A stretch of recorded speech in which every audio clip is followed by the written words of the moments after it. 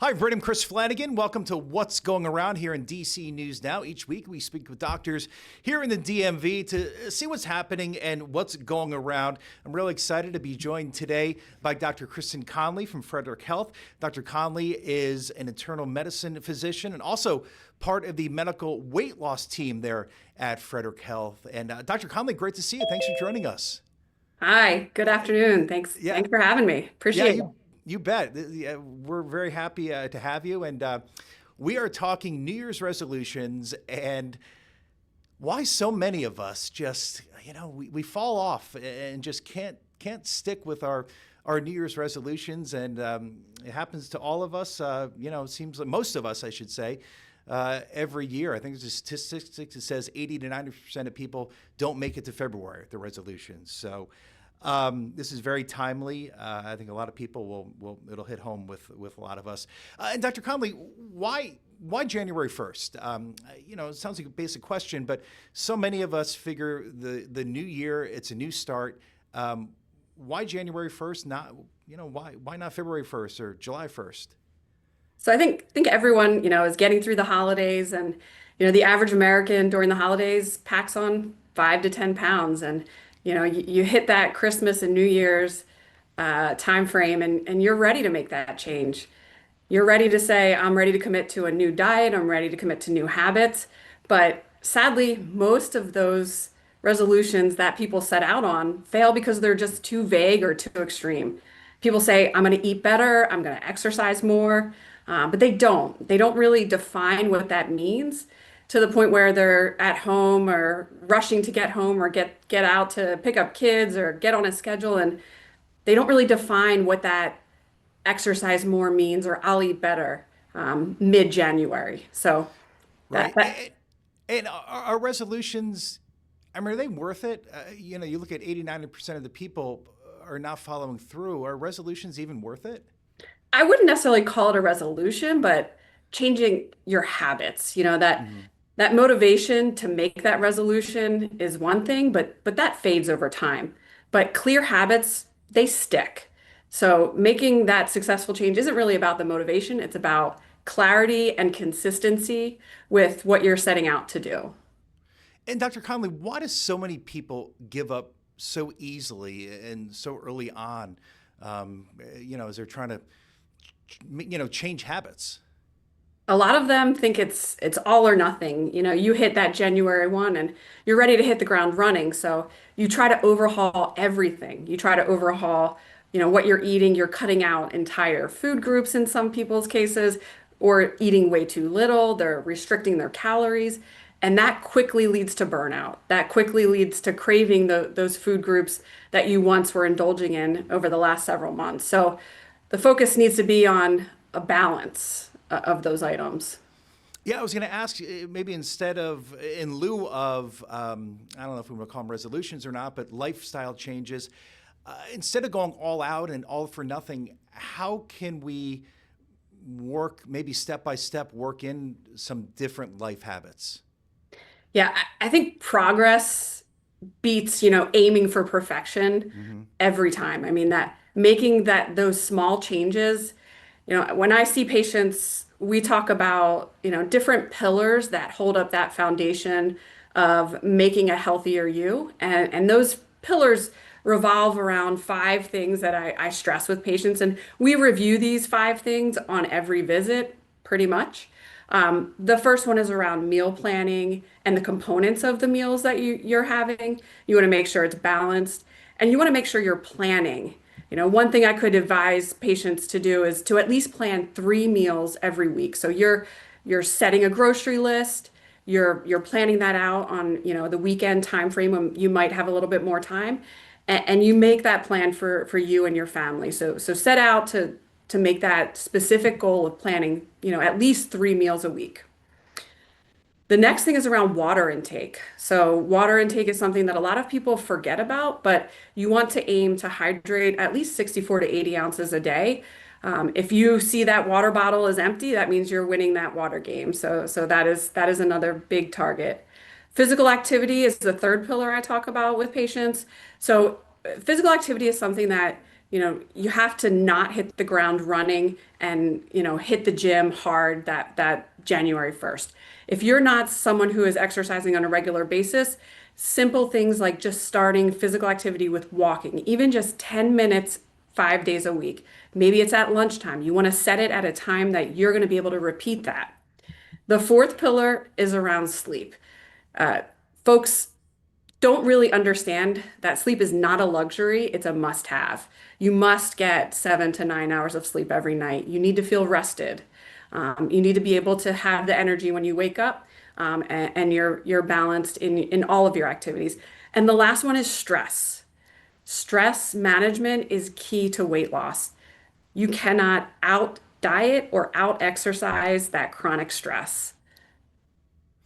And Dr. Conley, what about willpower? How hard is it to rely on willpower to change your habits, and especially when it comes to dieting and food?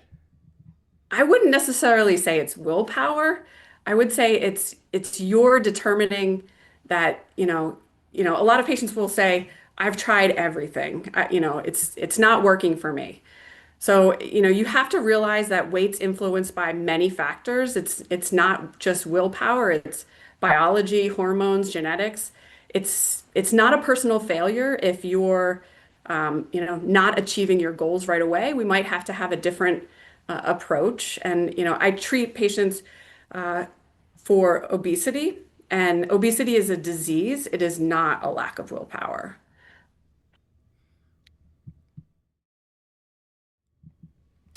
Dr. Conley, how important is it to pick with your goals to be realistic about it and reasonable when it comes to your goals and picking these goals? Yeah, and small consistent changes are what really lasts the long term. You want to pick one habit that you can do on your busiest days. So, like I said earlier, that 10-minute walk, maybe it's after lunch, maybe for you it's after dinner. You're putting the dishes in the dishwasher and you're staying upright and you're not hitting the couch and you're getting out for a walk. Maybe it's adding protein at your breakfast. So protein is something that I stress with patients, making sure we get the right amount of protein with each meal.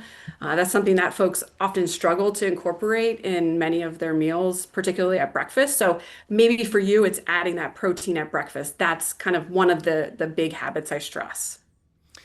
What's the most important meal? Is it breakfast if you're trying to change your diet, or is it just smaller meals, or do you eat more smaller meals throughout the day? How do you go about that? So it's not necessarily one meal is more important than the other. I Okay. think balancing what you're getting calorie wise with each meal so you can last in between each meal with not reaching for a snack. So we're targeting around 25 to 35 grams of protein with each meal because that's what makes you feel satisfied. That protein that you're getting with each meal carries you over to the next one. So you want to pair a protein with a carbohydrate, and that can be vegetables, a lot of leafy greens on the plate to combine with that protein. And breakfast by far is the hardest meal to address getting the protein in. So if that's something that you need to focus on, that would be a great New Year's resolution. And Dr. Conley, how important is it to be flexible? This can be pretty overwhelming for a lot of us, changing diets, but to be flexible, how important is that?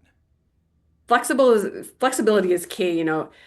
This isn't seeking perfection in January. We want flexibility to the point where, if you start slipping with your habits, you don't set on that slide, but you're getting right back on track. And, we all know that life does provide some, stresses, barriers.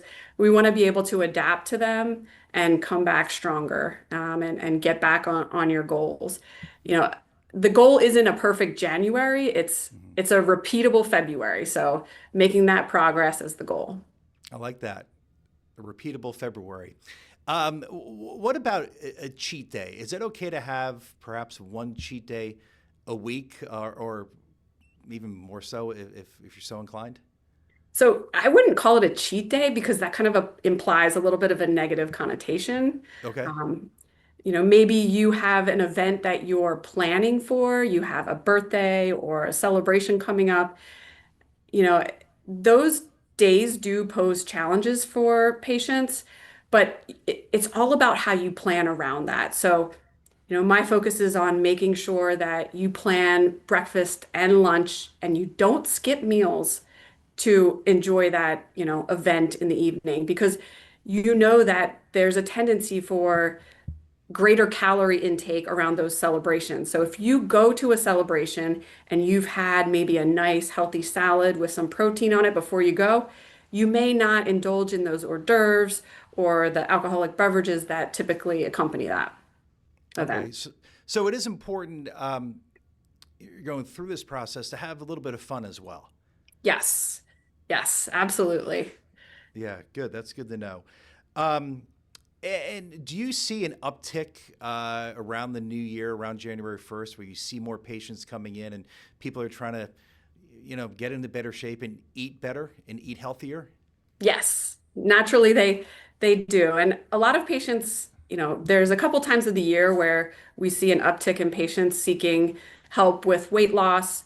And really it's not necessarily weight loss anymore. I think patients are really getting into understanding more about their metabolic health and their body composition. So I think that's a piece that we've focused on as a group is, it's not necessarily that number on the scale that you're looking towards, but it's my metabolic health. What does my blood pressure look like? What do my hemoglobin A1C and my glucose look like? All of those factors that contribute to the overall picture of your health are things that patients are really looking for. So it sounds like, it's physical, but it's also a lot mental as well, right? It's a whole lifestyle change for many of us, I imagine. Yes. And that's a part of the stress piece that, Hmm. a lot of patients are going through, stress and anxiety and, times are challenging with employment and fluctuations in jobs and any number of stressful events. So, you have to be in the right mindset to engage in a program from a medical weight loss standpoint to really focus on yourself. And Dr. Conley, I imagine a lot of people will come in and say, I want to lose perhaps X amount of pounds over the next, 3, 4, 5, 6 months, or maybe even the next month in January. How important is it? I think you touched upon it a little bit, but how important is it to focus on the day-to-day goals, kind of the small wins, the small successes, as opposed to the big picture and the long-term goal? Yeah, small sustainable changes are what actually last, and we know that we've seen that time and time again.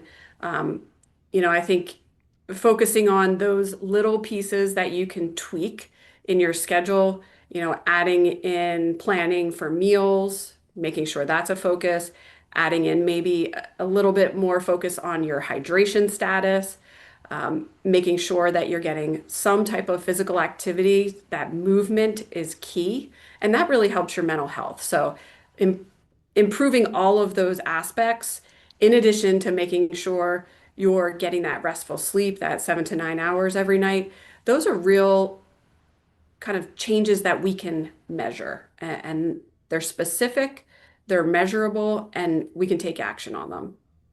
And Dr. Conley, what are one or two reasons that perhaps some people, they might start out pretty strong and then they waver and, they might just give up if they're frustrated. What are usually one of the top reasons why?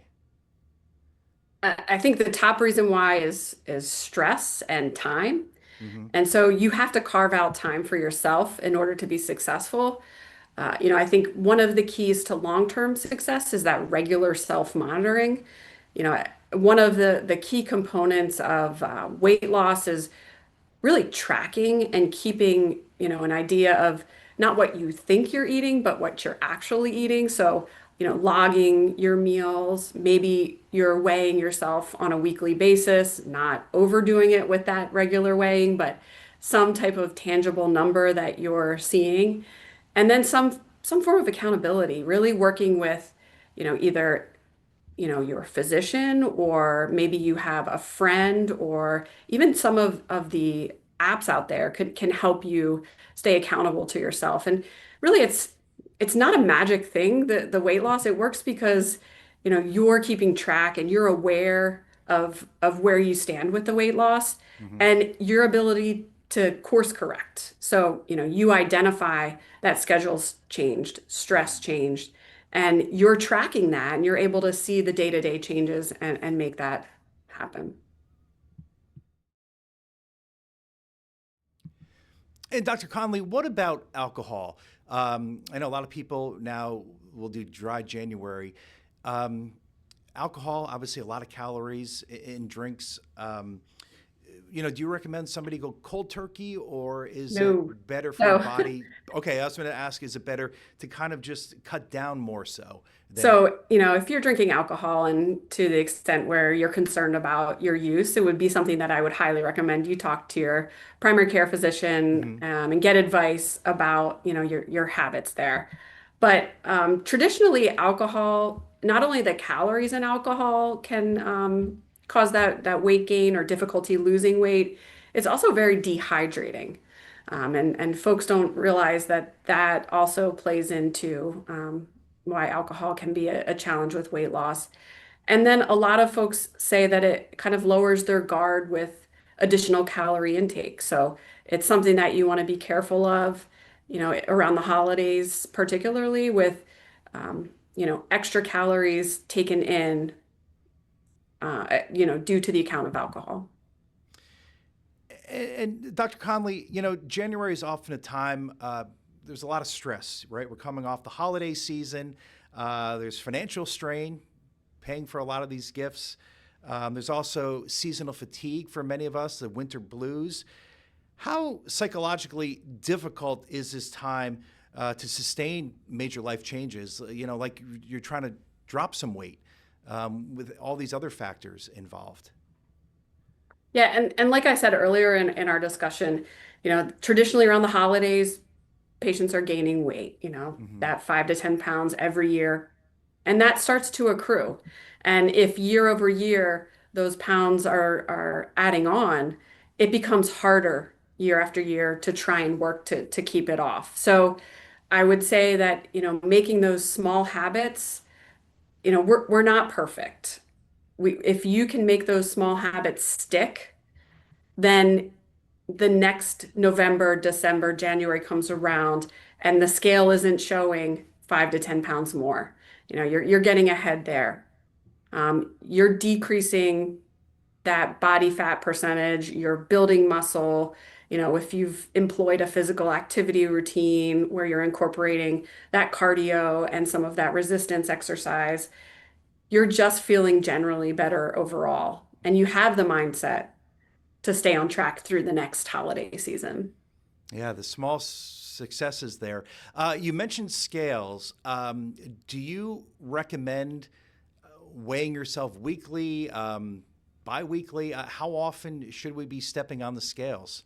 Yeah, you don't want to be weighing yourself every day. There's fluctuations with water weight, with, Hmm. maybe you're constipated, things of that nature. But if you're tracking this, it might be something you do look at on a weekly basis. You don't want to be overstressed with numbers and perseverate about numbers, but you want to identify trends. And Hmm. and that's over time what kind of separates the processes that we take a look at is the trend and being able to explain that trend with maybe a food log, maybe Hmm. you're, logging, journaling some of your main meals. That really helps sort that process out. Yeah, that is good to know. How about social media? How much do you see that coming into play? Perhaps even adding pressure on us to lose weight or to make our solution, our New Year's resolution stick. Yeah, I think social media is something that, I'm a mother. I have three teenagers. Um, it's something that I definitely see and my kids are concerned about and the greater public, but you really should not be preoccupied with social media kind of driving where you kind of put your energy with weight loss. We all know that folks are seeing a lot more around the GLP-1 medications now. Those are things that really we should hopefully do under a doctor's guidance because you want to make sure that you're losing fat loss, you're not losing that muscle, that lean body mass, because that's something that a lot of people who are getting these medications online aren't necessarily being monitored for. So that's something that is very important to address with your provider. Yeah, absolutely. As we wrap up here, Dr. Conley, how do we deal with when the excitement perhaps fades off a little bit and we start, that motivation maybe starts lacking a little bit as well, maybe as we get into late January, early February? How do you recommend, what do you tell patients, how do you get them to keep going? I think it's all about kind of reframing the resolution. Hmm. Instead of those big promises, you need small, specific targets. So write them down, those targets that you set that fit your real life and that can grow as the year goes on. It's about clarity, clear goals, and consistency, repeatable goals. Those are the habits that you want to cultivate going into 2026. Yeah, that sounds good. A lot of us will be doing that. Dr. Conley, this is fantastic, really informative, and we appreciate you taking a few minutes out of your busy schedule to join us. Thank you very much, and Happy New Year. Thank you. You as Yeah, you well. bet. Thank you. Thanks, Dr. Conley.